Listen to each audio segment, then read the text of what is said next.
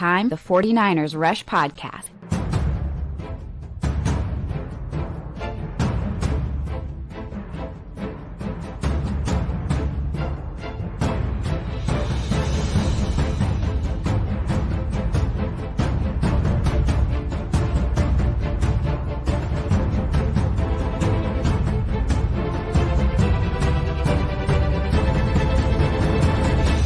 And here's your host, John Chapman. What is going on, faithful? It is absolutely incredible to be with you as always as we continue this long, I guess, I don't know, tranche, I think is the right word, through the off season.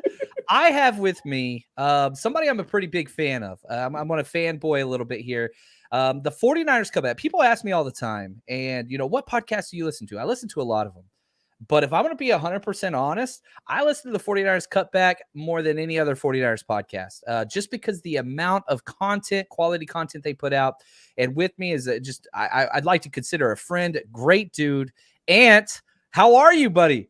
Oh, I'm doing very well. I'm happy to be on the other side of the countdown. I've never been behind the countdown. I've heard it so many times, but this time I got to be on the other side of it. So I'm excited to be here. I'm excited to have a conversation, and it's amazing because I listen to you the most out of anyone else as well. I've been listening to your 90-player breakdown as you've been going through each player. Sometimes I catch it when I'm working. I'll catch like on the traditional platforms. Sometimes I catch it on YouTube, but it's been really good. And, they've been knocking it out of the park with that. Man, yeah, I'll say this, during the off season, man, can you remember? I even wore my old like throwback 90s shirt. I don't know if I got my NBA Jam. I got the Penny Hardaway Shaq with like the attributes on there. I sometimes whenever I drink late at night, I go back and like try to buy like old 90s things that make me happy, right? But I remember trying to get 49ers content in the summer in the 90s. I didn't live in San Francisco. It was impossible. And so how cool is it now that there's so much content out there from amazing people like yourself and Alex at 49ers Cutback that, we could bring this stuff to the people, which I love. Oh, check this out. Tommy, appreciate the gift, man. He says, Coach Ant and John, my favorite 49ers guys. Dude, that is incredible. Thank you, Tommy. He's a good dude. What's up, Tommy? Now, yeah, I love Tommy. Before we jump in, we got a lot of stuff to talk about today. We're going to be focusing predominantly on tight ends and wide receivers, the back end depth chart. We all know Debo. We all know Kittle. Yeah, we get it. They're amazing. Let's focus on some people that perhaps we don't know enough about. But before we do, the 49ers Cutback, you guys are everywhere. Can you real quick give us a quick rundown / man, where can we follow you? Let's just assume we haven't heard of you and we haven't followed you and subscribed to you. How dare you people? Help us out and save the people that are lost out there and need better 49ers content. Yeah, you can find us on YouTube, of course, 49ers Cutback. And then we're on all traditional platforms. You can find us on Spotify, Apple. Of course, we're iHeartRadio, anywhere. We also have Patreon as well. And we have some original content that we're doing over on Patreon that is exclusive for our Patreon members. And we're putting out stuff all the time. I mean, later on, after I'm done with John tonight, we're going to be live streaming at 5 o'clock. Talking about which rookie is going to make the biggest impact for the 49ers in 2022. I'm really excited about it. So if everyone has an opportunity, hop over there and check it out after. Dude, I freaking love it. At the Countback, and we're even, we got the CC, and you guys got the TCC. That's I right. love it, man. And I'll say this, I want to throw this out there real quick. We're doing a couple giveaways, extra giveaways this month. We just gave away the Ronnie Lott jersey once we hit 10,000 subscribers, which, way to go, you guys. But This month, I got 2 different giveaways we're doing. We're working on some new t-shirts for the upcoming year that we're going to be giving away. One t-shirt is going to be going out to a hashtag CC person. So get those hashtag CCs in there, and we're going to be tabulating those throughout the whole month and doing a giveaway. But also, we are making another push. I want to be greedy here.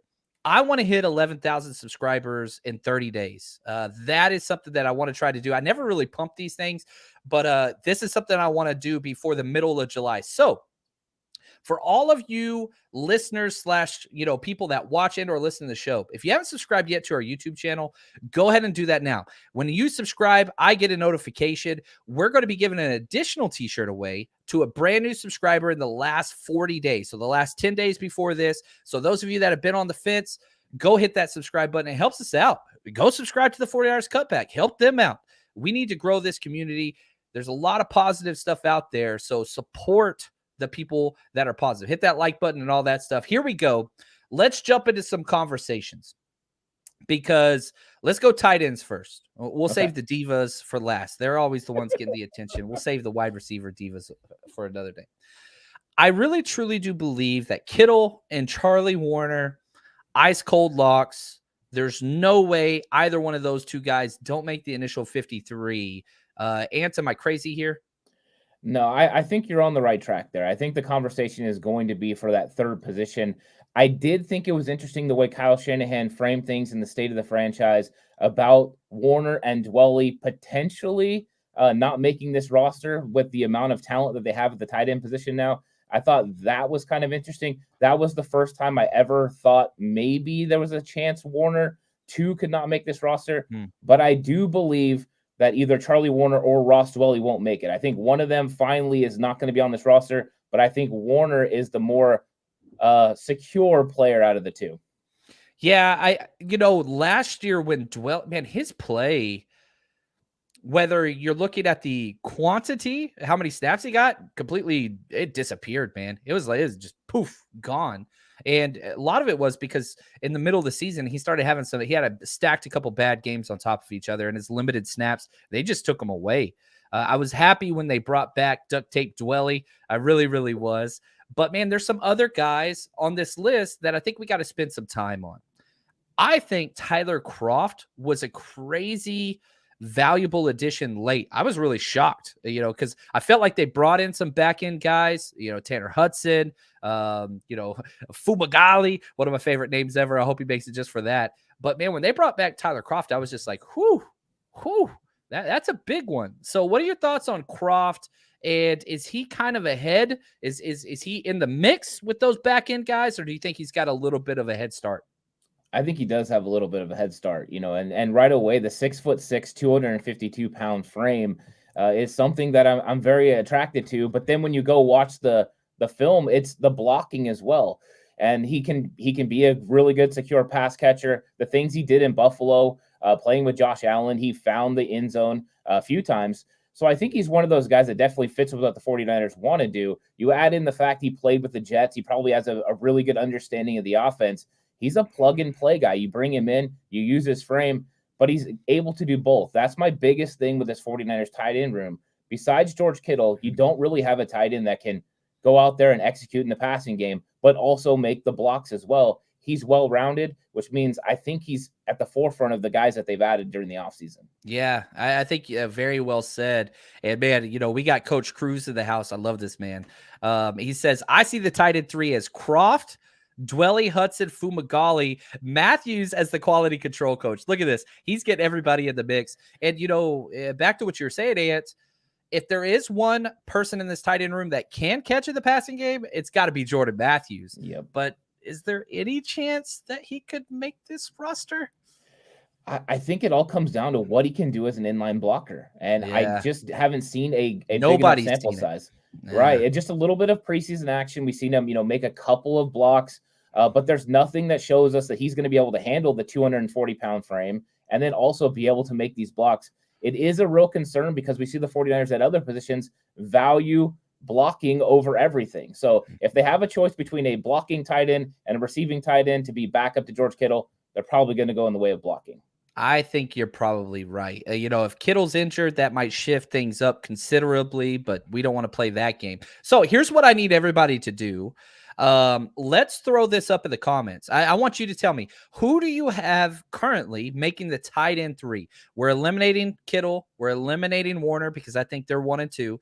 Do you have Kroft, Dwelly, Hudson, Fumagalli, or Jordan Matthews, the barnacle on offense? Man, he's going to be coaching with the 49ers. If he doesn't make it, he's got to be on this roster. He's too damn smart. He's related to Jerry Rice, graduated Vanderbilt, all SEC, everything. That dude, they sent Jordan Matthews to work out with Trey Lance at his pro day. There's no way in the world this dude's going anywhere else. Like, he's a mainstay. Yeah, I do think they want him to be a part of the organization. The question is, at what point? I mean, he's going to be, 30 years old now? So he's getting up there in age. He's had a very productive career. Don't tell me 30's old, and don't do that to me. Well, Well, I'm older than 32, so I feel old sometimes. So I'm going to go ahead and take that. But for a tight end, probably making a change of position this late in the career, I'm not going to put it past him because I've seen him overcome a lot of things in his career. And Jordan Matthews is still around. So, but I think it's going to be difficult. I really do. Yeah, I'm with you there. And are we getting some breaking news? No, we're not getting breaking news. I'm seeing somebody put in there. What's up, Pete? He's saying rumor has it Watson has been suspended. They're going to suspend him for the whole year. I don't want to jump too much into that. I think probably that's going to be the course, but we talked about Watson in the past and we'll just wait. It's all conjecture till now. Yeah, so I don't want to mess with that. And no, Philip, I apologize if you just tuned out for a second and just heard that little thing. Kittle is not injured. Kittle's just fine. I was stating a hypothetical, and I apologize to you and your family and to everybody listening. I should have gone that way. I apologize. He is just fine. Now, let me say this. I went back today. I spent a lot of time. I did a Juwan Jennings breakdown because I'm pretty excited about Juwan Jennings, especially after the camp. And, I went back through the week 18 Rams game where everything was on the line. Juwan Jennings, breakout game, whatever you want to call it. It was awesome, man. He got his highest snap count all game. But what I noticed is because I was just fast forwarding through the plays, I didn't see 15 out there. So I was just skipping through them. During the kind of turnaround of that game, they were in 2 tight end sets. The 49ers love two tight end sets. So they're going to keep 3. Do you think there's any way, Anthony, that they will not have 3 tight ends on the active roster? No, I don't think so. I think they're going to have 3. They have to. The way that Kyle Shanahan likes to use the different personnel groups. In the goal line sets. Yeah, and then I just don't know what Forrester's going to want to do on offense. If Forrester in that run game, I'm sure he's going to want to have, some big packages. I mean, that's one of Kittle's best skill sets is his blocking. If they could have him and Warner, him and Croft out there, I think those are good situations for the 49ers. Yeah. Oh, look at this. I love this. Tobias. Croft is a lock. Man, that's incredible. The rest you can stack on practice squad. No risk of them being picked up. Try to convince me that it's not Croft. Can you do that? I'm pretty sure it's Croft. I think the only way that Croft wouldn't make this is if he was injured or if Jordan Matthews all of a sudden became the ultimate blocking tight end, because his receiving skills is going to be far superior to everyone else, but the blocking skills has to be there. I don't know if you can learn how to block at this level in one season, but we're going to find out in training camp. I'm really excited to see what he does when he gets out there. If he did make the roster, everybody would be happy. You know what I mean? Like nobody's going to be like, oh, blah, blah, blah. Like, no, Matthews is incredible because he's similar to what you have with Dante Johnson, but he doesn't have the negative tape that you saw with all the, getting burned deep against Miami and all those other whatever. So like, it's different because it's all positive. It's like everybody's like third cousin, like, oh yeah, this is cool. Yay. Awesome. Literally Jerry Rice's third cousin. Right. Now I put this up on Twitter. So let me share this real quick. Let me see if I don't mess this up. I'm sure I'm going to. I asked this question on Twitter right before we went live. Who is going to win the 49ers tight end 3 job? Roz Dwelly ran away, only about 230 votes. So it's only been up for about 30 minutes now. But Roz Dwelly got 57% of the vote. And I know people are tied to Dwelly just because of the past, and he's been a fan favorite. I'm not so sure. Tyler Croft came in second with 28% of the vote, Fumagalli with 8%, and Tanner Hudson with 6%. So I don't know, man. The faithful, they love some duct tape Dwelly. He brought back some very positive memories and some very key moments, in that 2019 run that was just, was so good. But if you look at recency bias, and maybe I'm guilty of that, I was glad that they brought it back. I was a little shocked they brought him back because he just got no playing time late. Anyway, any chance for Dwelly? No? I think there's a chance for Dwelly because he is a holdover, and we know that Kyle Shanahan, I'm sure, likes him if he keeps bringing him back. Thinking about 2019 is, I think, why everyone's voting for him. 2019, he had himself a really good year, and everyone expected him to build on that in 2020, 2021. And what we saw in 2020 was all of a sudden he forgot how to block. I mean, he just couldn't block very well. He got bad. And that was one of the most stressful things to watch, was him struggling especially when you don't have George Kittle. You thought he was going to be the guy that's going to be able to give you, serviceable play, and he wasn't able to. And you're right. I wasn't expecting him to come back either. The fact they brought him back, I think they were just trying to make sure they had 3 very solid tight ends. And I think they've brought in guys now they're going to compete, and somebody's probably going to beat him out, because if we're saying Warner's on the team, I think one of these other guys will beat Dwelly out. Yeah, and it's one of those things. The 49ers are stacked at a couple of positions. I would not put the tight end position in that, but man, the fact that you have 5 guys and nobody knows who's going to be the tight end 3, that is kind of a microcosm of what John Lynch and Kyle Shanahan have built this year. That's one of the things that separates the 2022 offseason and any offseason that predates it. There is depth on depth on depth at almost every single position. Almost every single position. Even the positions with question marks like interior offensive line or even safety. There's depth, but might not be the star or the stud or whatever else. But man, it's just been, I don't know. It's almost like John Lynch and Kyle Shanahan said, look, we lost maybe 1 or 2 seasons because of injuries. F that noise. If somebody gets hurt, we're moving on. So what do we got to do to build that roster? Definitely one of the deepest teams in the NFL. You agree with that, right? Yeah, I think so. I would put them up there as one of the top 3 as far as depth in the entire league. And I think they went in and improved areas of strength and also shored up some weaknesses. Because I think we're all comfortable with the fact that they improved the cornerback position, which has been a question for years now. So I think they've done a really good job of making sure they insulated themselves against injury, and that's what's going to help them in the year, because it's going to be a grind. Some of these other teams are top heavy. If they lose one guy, they're in a world of hurt. The 49ers are not in that sort of situation. They can get by. I like it. Oh, real quick, this was asked, and sorry, I'm doing a not a very good version here, but I was asked to put a countdown up of the start of the season. So we're 82 days away, 18 hours, 40 minutes, 31 seconds to the 49ers Bears kickoff. I have been working for the past 24 hours trying to get I hate StreamYard. Like trying to get a little transparent bottom right hand counter. I can't do it. And so I've read all these articles and watched these. I can't stand StreamYard. I really, really can't. But I wanted to include that just because it was asked last episode. And, if you are one of those people that is just like, man, I need more 49ers content. Well, guess what? This weekend on Patreon, very special thing right here. We have our monthly Zoom hangout, which I'm so pumped. Sunday night, 4:30 p.m.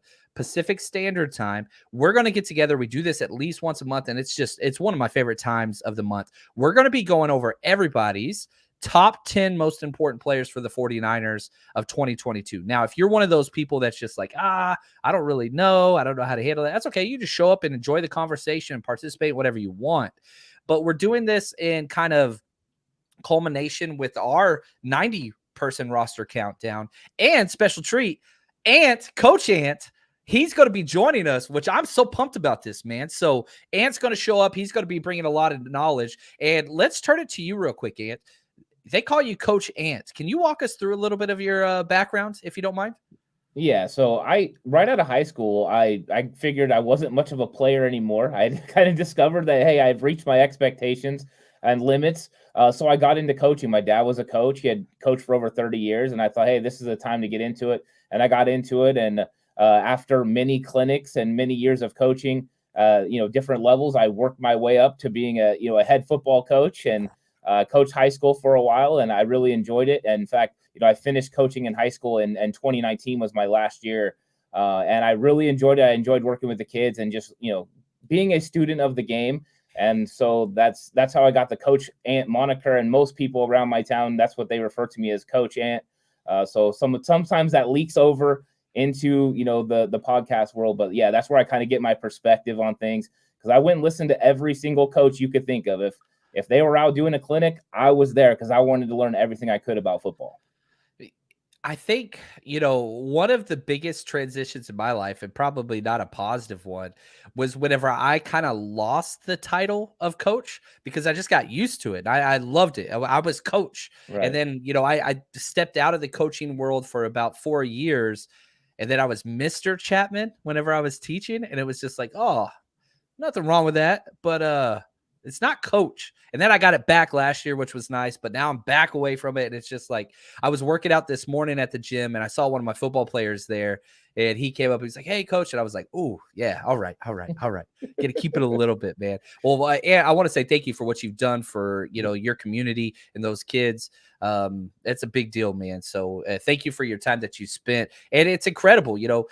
I think, I talked about this last episode. I don't know if you saw part of Draymond Green's speech after they won the title, where he said, people that know this game, it's easy for us to create content, positive content to educate. And I think that's a testament to what you and Alex do at the 49ers Cutback, is because you guys don't have to do the drama. You don't have to do the clickbaits. You don't have to do the whatever, because you know what the hell you're talking about. And, it comes across. So appreciate what you do for the community. And now for those of you that support me on Patreon, I want to say thank you, because that has allowed me to make the jump to this full time. If you are a person that wants to continue supporting positive, amazing people, content creators, and stuff you love, how can they subscribe to your Patreon, Ant, you and Alex's 49ers Cutback? Yeah, you just go over to, Patreon, 49ers Cutback. We have a few different levels. Most of it we're leaving, available to the lowest level. We're just trying to get it, as much content as we can out there. And we're going to ramp it up as we get closer to the season. You handle the video film breakdowns probably better than anyone that's out there. We're going to leave that to you. But we're going to give a bunch of other positive spins on it. We dabbled in it last year, and it's so time consuming. So I have a lot of respect for what you do and the effort that you put into it. And as somebody that knows what it's like to watch film continuously to get the breakdowns that you need to, it takes a lot of effort. But yeah, hop over there. We got some interesting stuff going on there. Some different spin on 49ers content too. Some of it just to make you laugh, some of it just for enjoyment. So we have a lot of fun over there, and it's stuff that's just special for Patreon.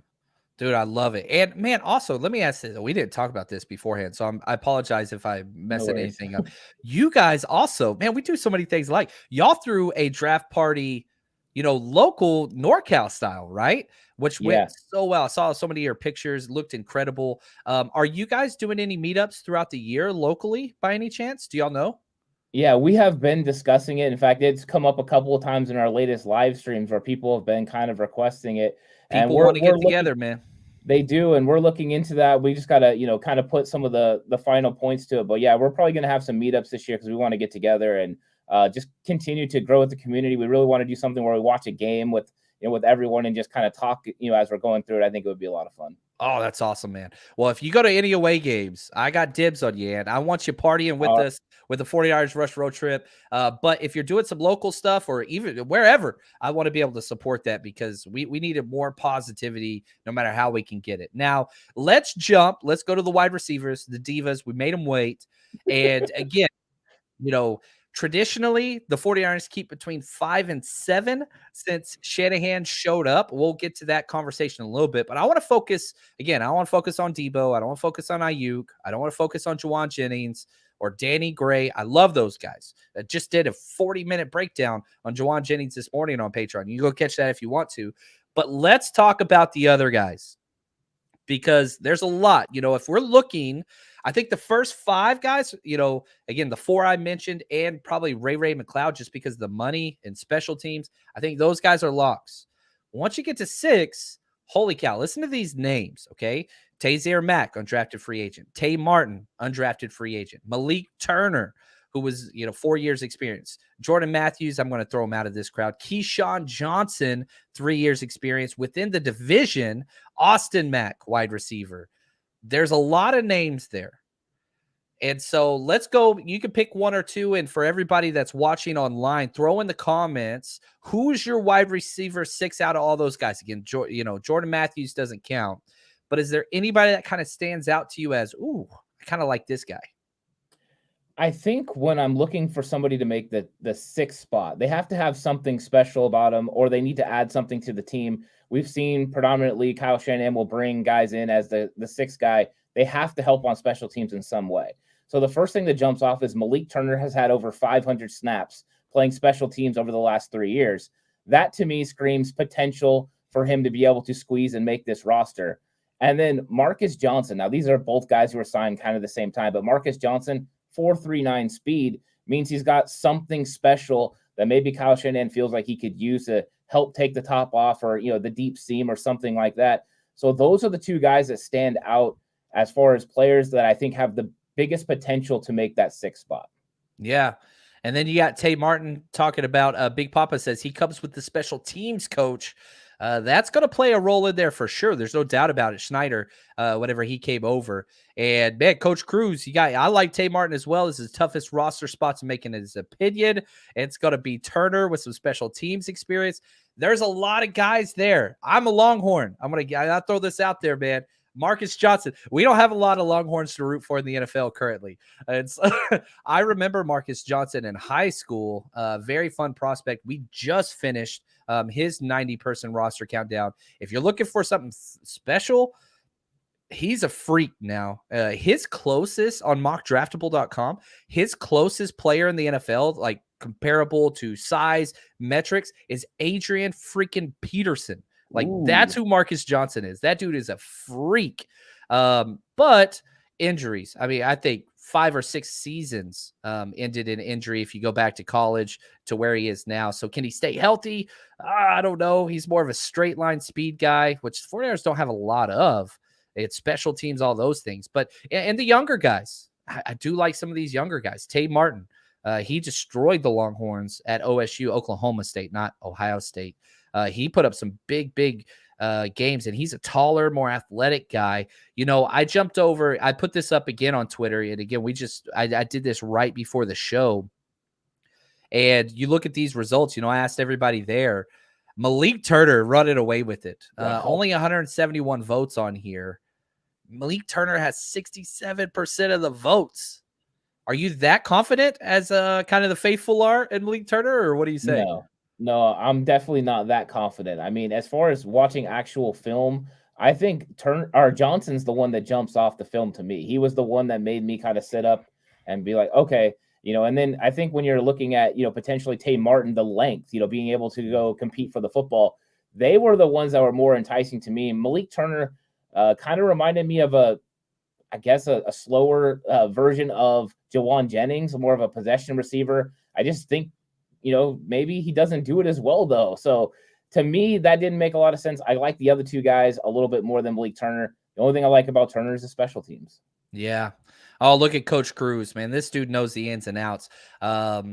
Lance was hanging out with Mac the other day on the golf course, says Coach Cruz. So I'll tell you this, man. You look at the guys that are building time and, that relationship with Lance, Jawan Jennings, Brandon Ayuk, Tazier Mack. That goes away. It matters. It really, really does matter, especially whenever you have a young quarterback trying to get comfortable.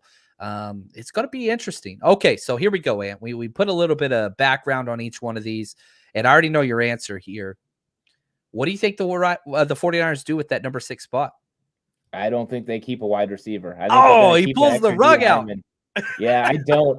I honestly don't. I don't think any of these guys are guys that, are going to ultimately make the team. I think they could stockpile a couple of these guys on the practice squad. If you have an injury or whatever, you could bring them up. But to me, a defensive lineman with the stockpile of talent they have is a lot more valuable than a 6 wide receiver who could maybe see a handful of snaps. Yeah, and I think it could be similar to what we saw last year, where Jake Brendel, you remember, who might be starting now. Good gosh, that's a whole nother. We're gonna have Alex on, your counterpart, next week. We're gonna talk some O-line. I tried to switch y'all up. I didn't want you guys talking about your specialties because I know Alex was a wide receiver, right? Yeah, he was. Yeah. Yeah. So I didn't want you guys. I wanted to switch it up a little bit. I didn't want to be way off base on the expert panel here. But yeah, very similar to what they did last year, where if you remember, they kept, I think it was Hurst, and they cut Brendel.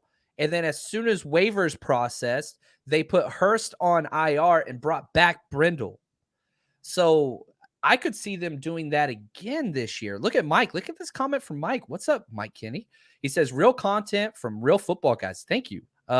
He says D-line room is obviously full, but I'm thinking it's going to be tough to cut wide receivers. I'm not sure there's a big bifurcation between the guys that are 6 to 10. So it's kind of like, shrug your shoulders. I'd much rather keep somebody like a Hassan Ridgeway, right? Or Kerry Hyder or whatever. And then maybe somebody has like a strained calf or an ankle. You put them on IR for a little bit and you can bring them back when you want. Just put them on that little top shelf in case of emergency. D-line is where this team is built. And even Nick Bosa talked about it at his press conference. It's going to be hard to keep some of these guys, but we got to have some extra spots for the D-line room. And I think you're right, Ant. It's the most important position. And if you had to, I don't know the term, reserve or build an extra roster spot, it's got to be D-line, right? Is there linebacker? Is there another position where you're like, maybe we could keep one of these guys, guards? Or is it just D-line? Yeah, I think it's D-line. I think the other spot could be if they are really high on one of these young offensive linemen and they don't feel that they would pass through waivers. But I think they've proven already that they're willing to take a risk with a Colton McKivitz, a Jake Brendel, knowing that these guys, maybe they saw potential and they risked it, they released them, and we're still able to get them on the practice squad. So those defensive linemen are the ones that the league is going to want the most. So I think the 49ers are going to covet them, value them. I do think they end up trading somebody away. I think they're going to have to. And then at some point, they're just going to have to keep as many as they can. And, trimming some of these roster spots in other areas is what they're going to have to do. Yeah, and, the 49ers do have a stacked roster, very deep. But other teams are happy with the guys they got as well. Now, Big Papa comes out here right in line with you. Do you think these line guys may give us some chance for trading draft picks? That would be nice. One of my favorite draft pick trades we ever did was the Dakota Watson trade, where I think we gave Dakota Watson in the 7th, and we got a 5th round pick back, and then we used that 5th round pick on, I think that was Dre Greenlaw, I believe. Yeah, it was. Which it was one of my favorite 49ers. I love that dude. So something like that, where you get creative, bounce up a little bit early in the draft or something along that. 49ers are scheduled to have 10 picks next year. 10. And if, D'Amico Ryans gets hired somewhere else, now it goes up even more. So maybe you up the quality and not so much quantity of those picks in those trades. I don't know. We'll have to see what that looks like. Ooh, Coach Cruz says better chance they keep an extra running back than wide receiver. Yikes. I don't like the back end of our running back group. I don't think they're going to keep an extra running back either. I think it'll be the 5 guys. It'll be Juice and then 4 running backs. And I think that's just how they're going to keep it. I think you're right. Will Trey Sermon be on there? I think Trey Sermon will, even though I'm not tremendously high on him right now. I believe in his potential. Bobby Turner saw something. Bobby Turner signed off on it, which means I'm going to trust Bobby Turner, and then I'm hoping Anthony Lynn can get him over the top. Yeah, I like that. Okay, let's counter. Let's present an opposing idea. Okay, and this comes from Big Papa. I like it. Whatever makes Lance more comfortable. So you're taking some of his wide receiver depth away for a position you're loaded at defensive line. Why not just make things easier on Lance and keep 6 wide receivers if there's a back end guy that maybe he can throw that deep ball to, or there's a back end guy that perhaps is a bigger target that he can hit. Debo's small. You got Ayuk relatively small. Like Coach Ant, man, why not focus on keeping Trey Lance comfortable instead of just all these luxury D linemen? I think first off, that player that you keep in that 6th spot is barely going to play in the game. The percentage of time he's going to, be helping your football team isn't going to be high. Plus, that defensive line and that rotation is going to give Trey Lance more opportunities on offense. So you want those guys to be able to get after the quarterback, get Trey the ball back, and you have Danny Gray now. You have a guy that can take the top off the defense and do things that you've always wanted. And I think that they have the receiver group with those 5 guys. They went through and got guys with different skill sets that fit perfectly with what Kyle wants to do on offense. So all Trey needs to do is be able to use those weapons. He has Kittle. He has Juszczyk. He has plenty of guys. You're going to add Elijah Mitchell on the backfield as well. To me, he has plenty of weapons. He doesn't need a 6 wide receiver who you could just put on the practice squad. No, give me some more D-line. I want to see Kamoko Toure and Kerry Hyder bringing it off the edge instead of a 6 wide receiver playing a handful of snaps. I like it. That's a great dang answer. Now, I will say this. Again, just this morning, I woke up, got my coffee, downloaded some tape, some All-22, and I turned on Week 18.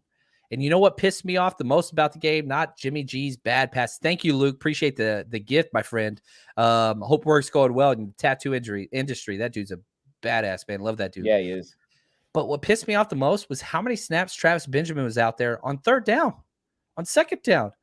So, Travis Benjamin was a great pro. Not last year he wasn't. So I No. don't know. I'm with you, and I think I agree with you. I'm just trying to provide some texture or nuance to maybe there's somebody that sticks out to where the 49ers say, we got to keep him. We cannot risk losing this guy. And that's why training camp, those inter squad scrimmages, those preseason games, I'm so pumped about it, man. It's so fun because, yeah, we can make these decisions right now, but maybe somebody steps up and just says, you know what? So dang good. Can't move off of them. That's what needs to be done. You know what I mean? The perfect we'll example is Trent Sherfield. Trent Sherfield last year coming in, maybe a special teams guy, and then he comes out there and he's battling for the third wide receiver spot. I think that guys can come out of nowhere at times. Last year Trent Sherfield did it. I don't know if there's another guy that can do it. I'm welcome to it because I would love to have somebody show up and make the team even better. But to me, I don't see that guy right now. It doesn't mean things won't change when they strap him up in July, at the end of July. Yeah, well said. Faithful from birth. He says, first game, there will be a deep bomb to Danny Gray just so defenses have to put it on film prep. That would be smart. That would be very, very smart. I've been notorious for saying I want Danny Gray on the field as the third wide receiver if it's in between the 20s and not third down. And I want Juwan Jennings on the field as the third wide receiver if it's third down or they're in the goal line. I think those two can just make such a formidable just wide receiver 3 connection. And Danny Gray can, take snaps away when Ayuk's out or whatever, Debo's out, whatever. Like, man, we actually have the wide receiver depth chart last year was abysmal. It was bad, almost as bad as the cornerback depth chart. Both those things have been addressed. And that's scary because in the past, the only reason why the 49ers offense is really stalled is if Jimmy G disappears or if an injury happened. And hopefully they've remedied that. Hopefully. I don't know. I'm hoping that the Danny Gray addition is also going to help the run game. Less 8-man boxes. I'm sure Trey's going to help with that a little bit. Just the threat of him being able to go outside the numbers or down the field.